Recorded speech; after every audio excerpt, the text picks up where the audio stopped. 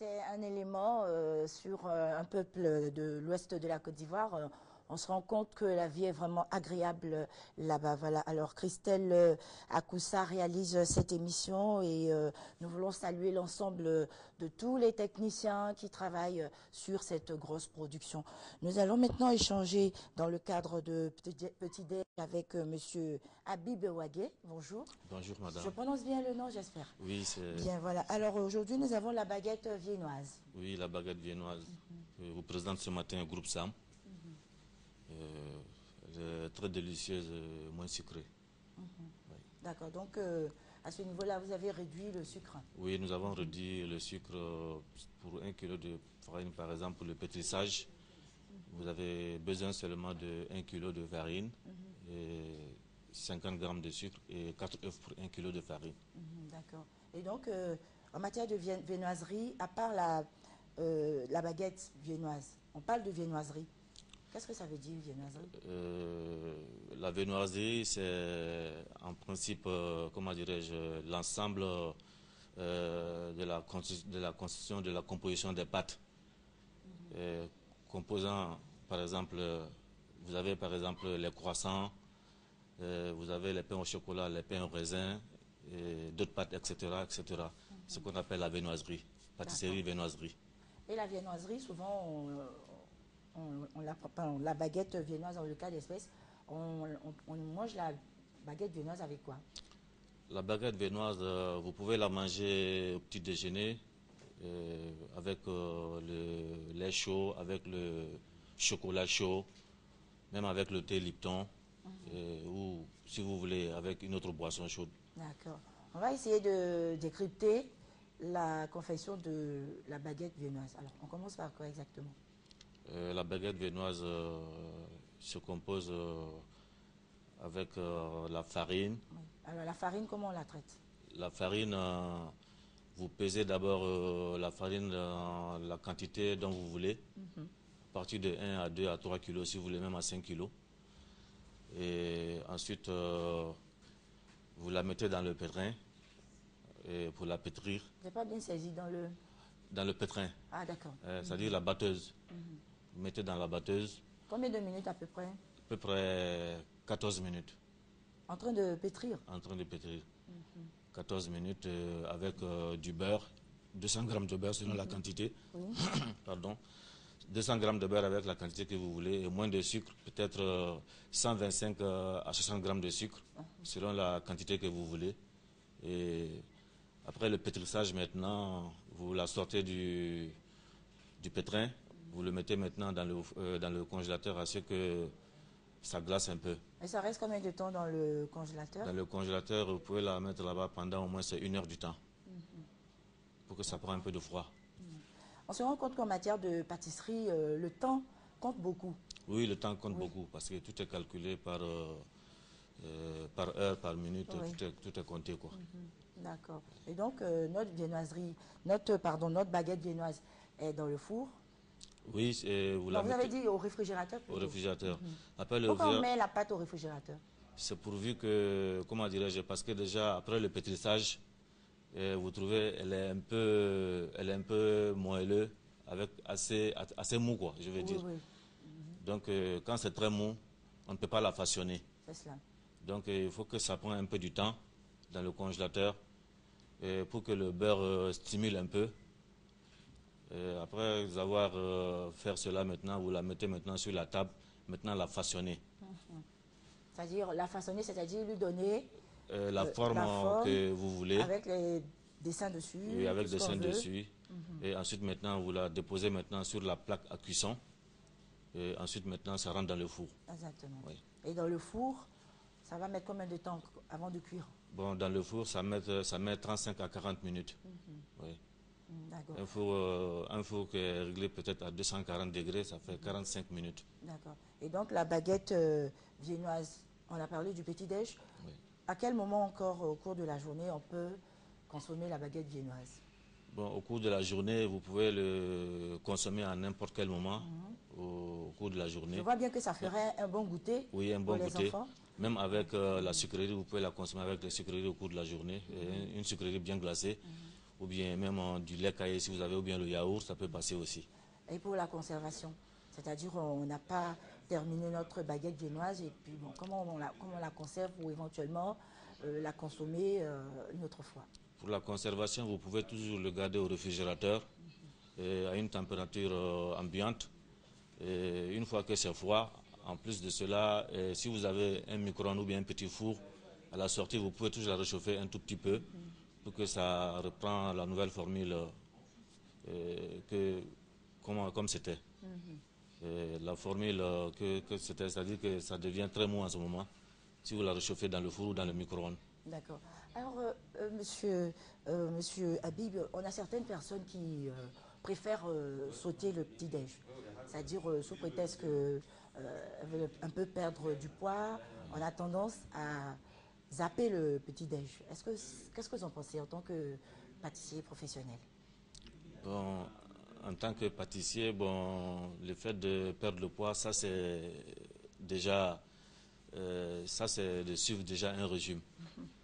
Parce que, comment dirais-je, la pâtisserie, il y a trop de gras dedans, parce que nous utilisons beaucoup le beurre. Alors donc, ça demande un régime, parce que en ce moment, cependant, vous devez consommer moins de beurre, et moins d'œufs. Tant que vous consommez ces trucs-là, alors ça va toujours vous donner du poids. Donc pour éviter de ne pas avoir de poids, il faut beaucoup éviter les œufs, le beurre qui est trop gras, etc. Oui. D'accord. Alors, on va appeler quelqu'un qui va goûter pour nous. Voilà, monsieur Cissé. Voilà. Si vous voulez, vous pouvez même en déguster parce Oui, je vais le faire. elle est très bonne, oui. Je vais le faire, pas de souci. Oui. Voilà, on va y aller. Voilà, Cissé, vas-y. Vas-y. C'est très bon. Oui, moins sucré. J'ai l'impression qu'il y a un peu de sel. Oui, non, il n'y a pas de sel. Pas de sel, hein, Il n'y a pas de sel. Oui, il n'y a pas de sel du tout. C'est très bon, vraiment. Oui, merci. C'est vraiment très, très bon. Oui, il n'y a pas de sel. Pas trop de sel, pas de... C'est le sucre pas seulement. trop sucré non Oui, plus. c'est pas trop sucré. Avec 120 grammes de sucre, vous avez et 600 grammes de beurre. Ça sera vraiment très bon avec du lait chaud. Oui. Très bon, avec du café aussi. Du café, oui. Oui, d'accord. Donc, on parlait de viennoiserie. Oui. Est-ce que quand on dit viennoiserie, c'est en rapport avec la ville de Vienne? Bon, ça n'a pas rapport avec la ville de Vienne, mais généralement, les pâtes prennent généralement le nom de ses créateurs. Exactement. D'accord. Voilà, oui. Et donc, quand on dit viennoiserie, Oui. citez-nous-en quelques-unes de viennoiserie. Bon, la viennoiserie, c'est un composant de tous les éléments de la pâtisserie, des gâteaux de la pâtisserie.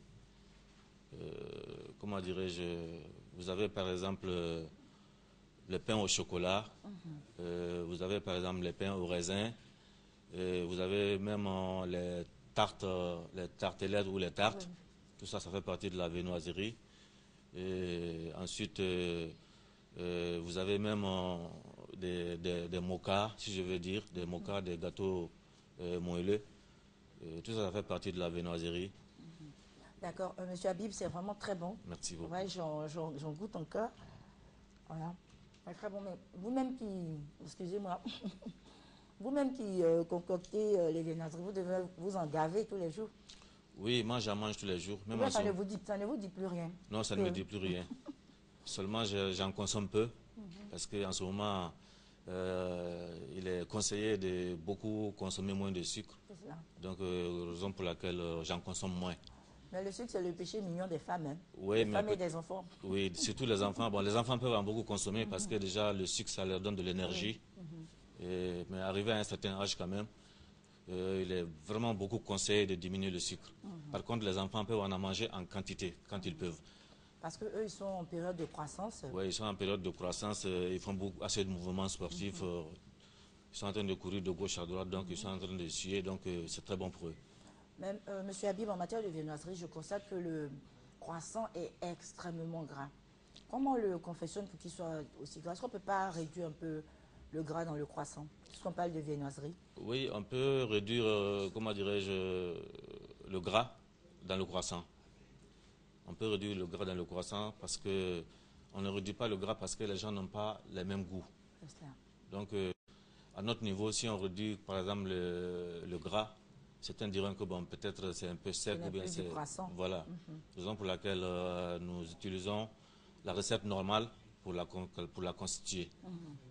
Mais dites-moi, le croissant et le pain au chocolat, j'ai l'impression que c'est la même pâte. Hein. Oui, c'est la même pâte. La différence, c'est seulement les barres de chocolat qu'on met dans le chocolat.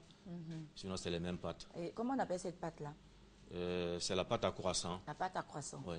Mais souvent, on entend parler de pâte feuilletée. Pour nous qui ne sommes pas des professionnels, de quoi s'agit-il? Oui, la pâte feuilletée est différente de la pâte à croissant. La pâte feuilletée, elle est moins gras. Elle est composée seulement que de l'eau. Par contre, dans la baguette viennoise, il n'y a pas de l'eau. Il n'y a pas d'eau. Oui. Donc, elle est composée simplement de l'eau et du sel. D'accord. Et donc, pour quelqu'un qui voudrait vraiment apprendre la pâtisserie, par quoi commencer dans les débuts? Pour ne pas échouer, pour ne pas se casser la figure, comme on dit. Bon, pour ne pas se casser la figure, bon, il faut toujours bricoler, parce qu'il y a à peu près des recettes à peu près partout. Donc, toute la recette que vous avez vue, vous pouvez prendre cette recette-là, essayer de bricoler de votre manière. Donc, si vous avez quelqu'un, un pâtissier ou quelqu'un qui fait la pâte à côté de vous, pouvez lui poser des questions, il peut vous aider. Parce que tant qu'on ne bricole pas, on ne peut pas parvenir à faire quelque chose. Donc, il faut toujours essayer de bricoler pour parvenir à faire quelque chose. D'accord. Mais j'ai l'impression que la baguette viennoise, c'est une création, c'est votre propre création? Oui, ou bien ça existait déjà? Oui, ça existait déjà, mais cette formule-là, c'est notre propre création. D'accord. Qu'est-ce que vous avez apporté comme modification dans la pâte viennoise? La baguette viennoise, pardon. La baguette viennoise, la modification, c'est tout juste la formule que vous voyez et la manière dont c'est découpé comme ça avec les dessins. D'accord. Merci beaucoup, Monsieur Habib Ouagé, pâtissier, pour le petit-déj de ce jour. Nous avons parlé de la baguette viennoise. Merci beaucoup. Donc, chers téléspectateurs, n'hésitez pas à consommer cette baguette. Il n'y a pas beaucoup de sucre et puis ce n'est pas trop gras. Merci à vous et bonne journée encore. Merci. Voilà, nous partons pour la pub et suivi du zapping.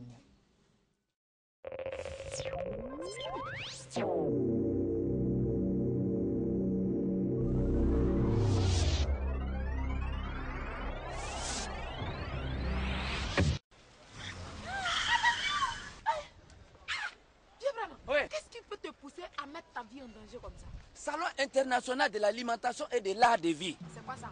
C'est un salon qui regroupe tout ce qui est aliment chez nous ici, au pas des sports. Ah. Il y aura des maquis géants à l'ocodrome, bar à chocolat, sans oublier la cuisine moléculaire. C'est quoi la cuisine moléculaire? La cuisine moléculaire, c'est quand la science raconte la cuisine. Là, blanc. Bon, c'est ça. Il faut que nous tous on fasse voir ça. Attends-moi, si on reste là, c'est pas bon. Attends-moi, c'est pas là. Discope Africa, le plus grand marché africain de programmes audiovisuels. 2000 exposants et visiteurs de plus de 70 pays et 700 acheteurs représentés à Johannesburg, en Afrique du Sud, du 5 au 7 novembre 2014. Discope Africa, 9e édition, met la Côte d'Ivoire à l'honneur. Partenaire institutionnel, ministère de la Communication, ministère de la Culture et de la Francophonie, Côte d'Ivoire Tourisme, RTI. Acheteurs, vendeurs et producteurs de contenu audiovisuel, c'est l'événement de référence de l'industrie télévisuelle africaine. Discope Africa, Adopt the World. La méga promo RTI, c'est déjà plusieurs heureux gagnants. Recevons nos gagnants. Nous avons gagné 50 000 chez RTI. Nous venons de gagner 50 000 francs. Nous venons de gagner 50 000 francs. 200 000 francs CFA. 100 000 francs. De 250 000. 250 000 francs. J'ai gagné 500 000. Je viens de gagner cette superbe enveloppe de 500 000 francs. Nous venons tous de gagner des cuisinières avec RTI Méga Promo. Nous avons tous participé au jeu Méga Promo RTI et nous avons gagné. La magie des cadeaux, c'est sur la RTI. Avec le jeu RTI SMS Magie. SMS Magie. Tente de gagner le super lot de 3 millions de francs CFA cash. Envoie maintenant GO, G-O, par SMS au 98 070 et tente ta chance. C'est 100 francs le SMS. Chaque jour, je me fais plein de nouveaux amis. Mon monde s'agrandit. Chaque jour, un nouvel affairage. Du nord au sud, partout, au fait de tout, sans bouger de chez moi. Envoie vite ville au 98 102 et connecte-toi à des milliers d'autres jeunes dans tout le pays. Ville, V-I-2-L-E, ça ne ment pas. Ville au 98 102, 150 francs le SMS.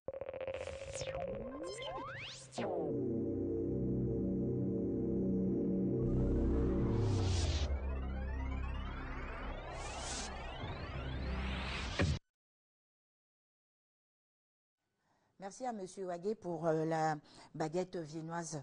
Nous continuons donc Matin Bonheur, chers téléspectateurs. À présent, dans le cadre de santé et bien-être, nous allons échanger avec le docteur Diallo Habib Bachir. Il est médecin généraliste, trésorier général adjoint du SINAMEPSI. Dans le cadre donc de cette rubrique, nous allons parler de la Journée internationale des personnes âgées. Donc aujourd'hui, mardi 30 septembre, la Journée internationale des personnes âgées est célébrée. Oui.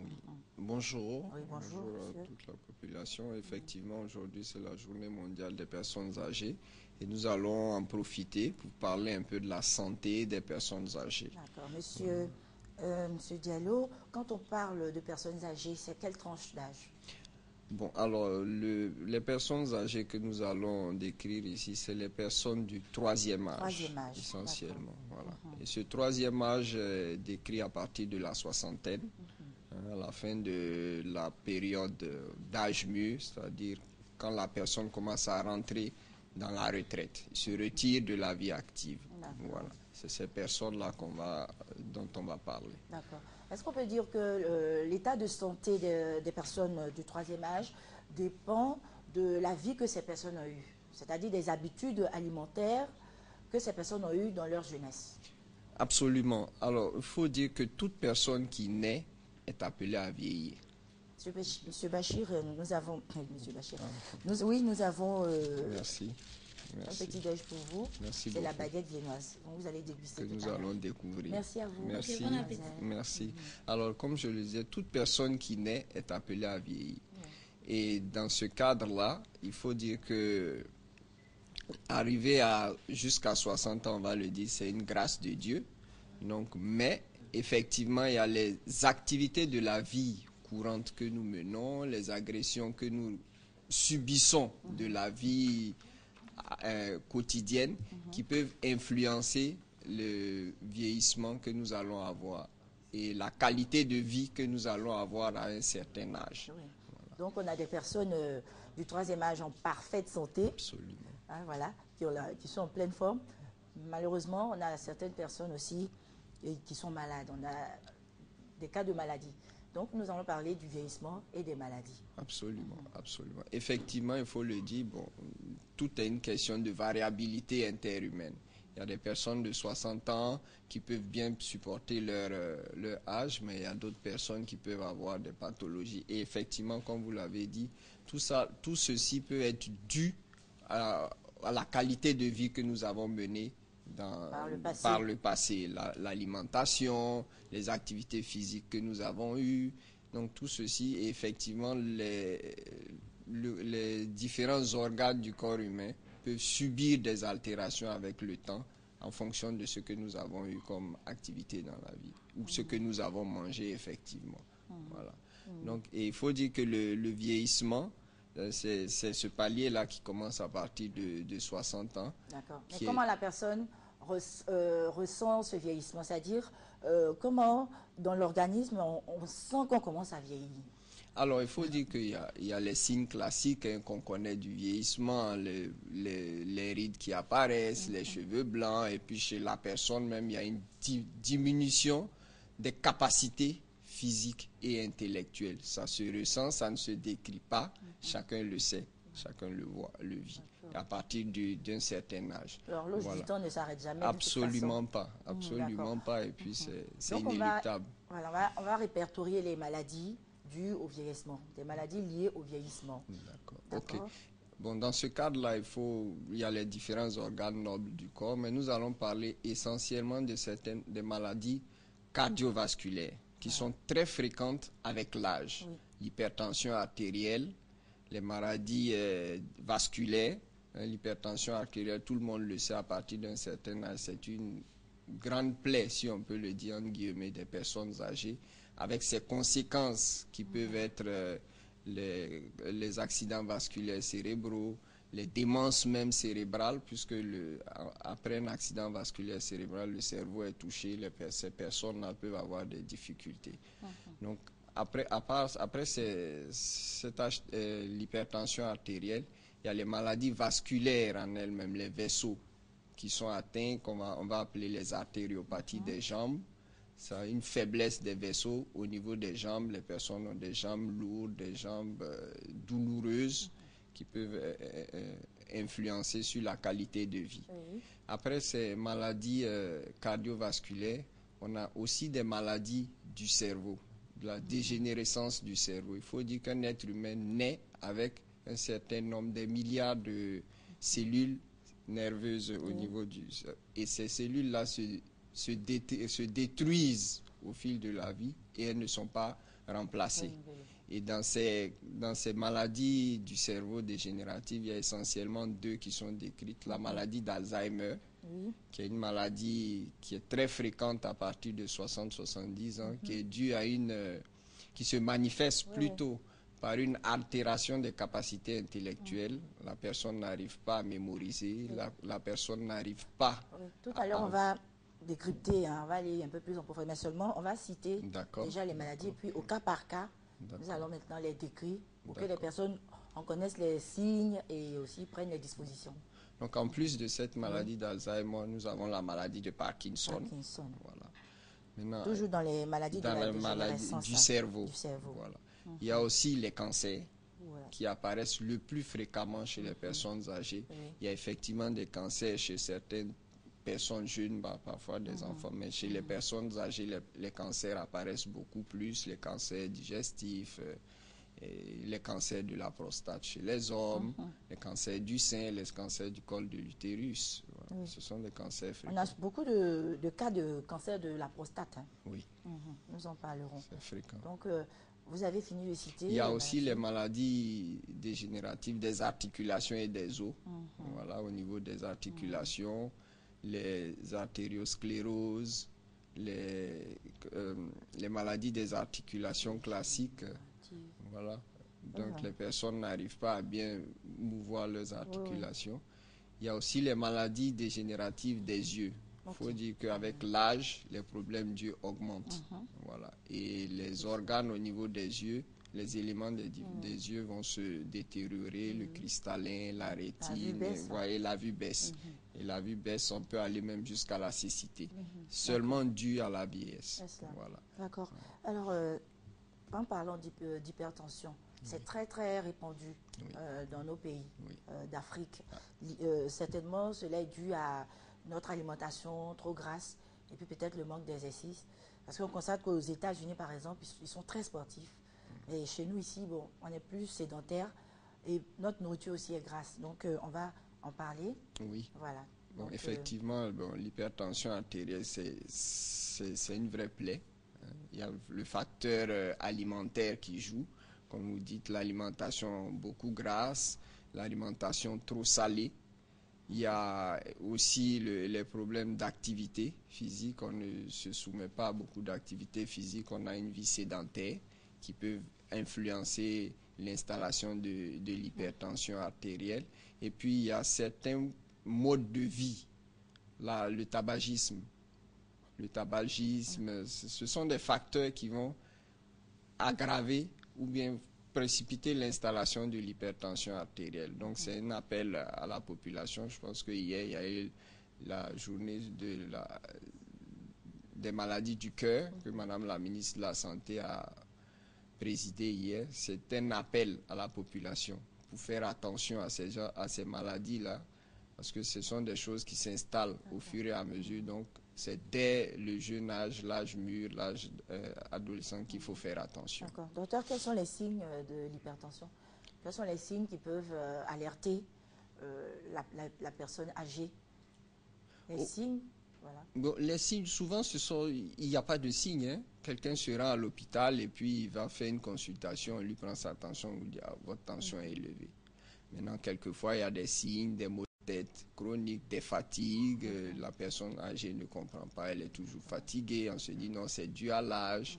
On a des maux de tête, on a des problèmes d'yeux. Hein, on a souvent des bruits qu'on entend, des bourdonnements d'oreilles. Ce sont des petits signes qui font penser à l'hypertension artérielle. Ça, c'est vraiment les signes mineurs. Il y a des personnes, malheureusement, leur hypertension artérielle se signale avec un accident vasculaire cérébral. Elle ne se sait pas hypertendue et puis un matin, elle se fait un accident vasculaire cérébral, on a une partie du corps qui est paralysée et on découvre l'hypertension artérielle. D'accord. D'où la nécessité d'aller régulièrement chez le médecin, même si apparemment on se sent bien. Donc, quand on est une personne du 3e âge, il faut régulièrement contrôler la tension, la glycémie, le poids.